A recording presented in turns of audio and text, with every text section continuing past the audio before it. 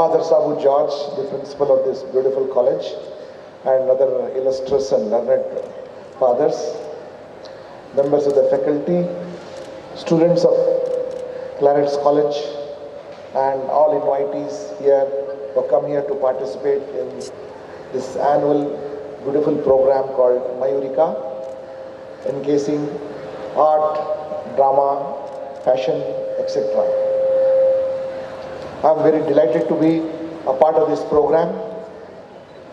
I always try to escape from my office or escape from my area of responsibility to be in the company of young students, because it's a very welcome departure from the kind of people I'm normally with.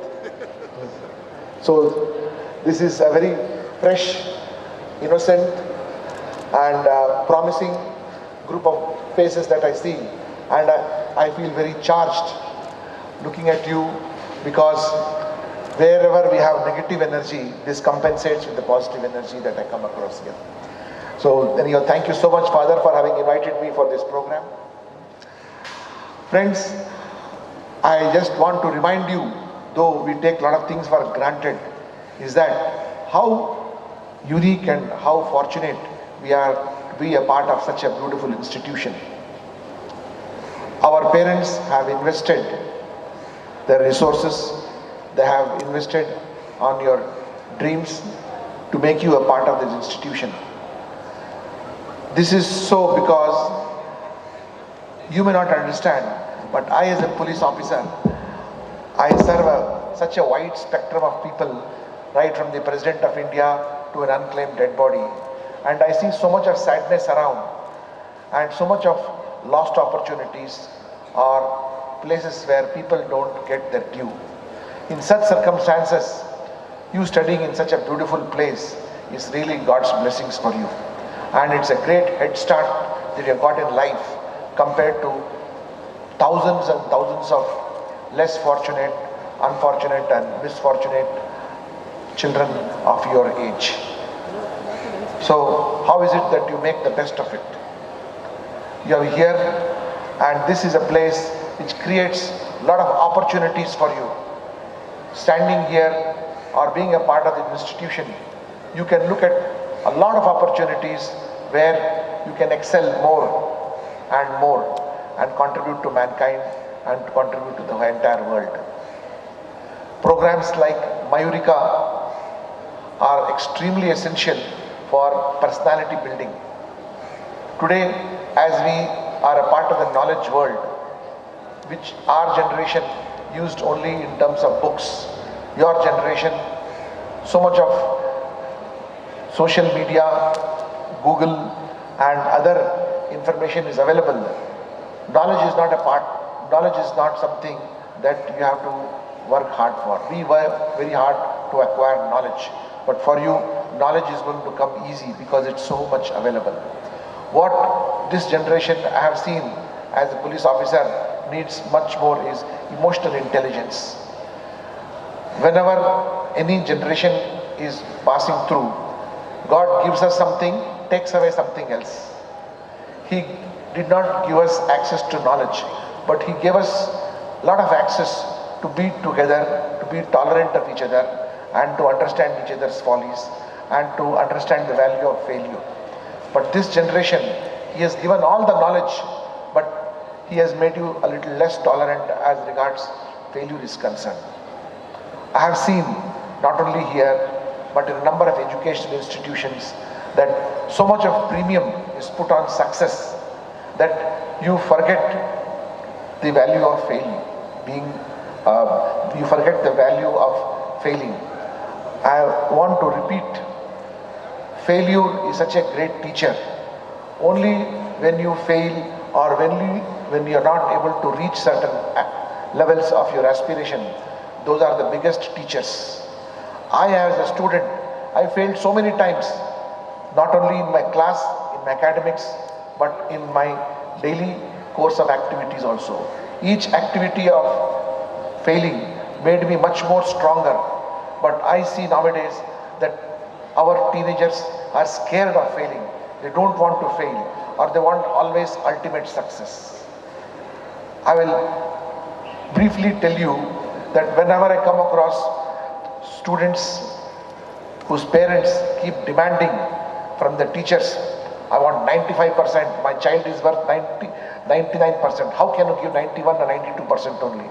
For us, 65, 66% itself used to be a big dream. 95% was unattainable for us. But I see parents and teachers, they want 99%. And these children, when they ask and demand for 99%, the teachers also say, okay, take it and go from here. And when these students come into a job environment, there is nobody to love them.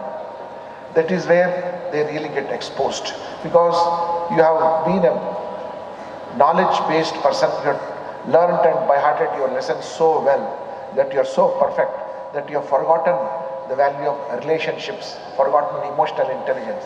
And I see so many young students who are outstanding, brilliant, gold medalists, but utter failure when it comes to being in a job environment because they cannot adjust with people. This is where I am so happy that the management has chosen to hold programs like Mayurika, and I'm sure you must be having a very elaborate sports day also. These things, which are activities outside the classroom, teach you real values of being very, very strong. They teach you that how you are valued and judged by your own peers, that is, people of your own age. You fail sometimes, but you always improve and learn from others. And that makes your personality strong. When your personality becomes strong, you become more courageous. And when you have more courage, you have the resilience to tolerate small failures here and then.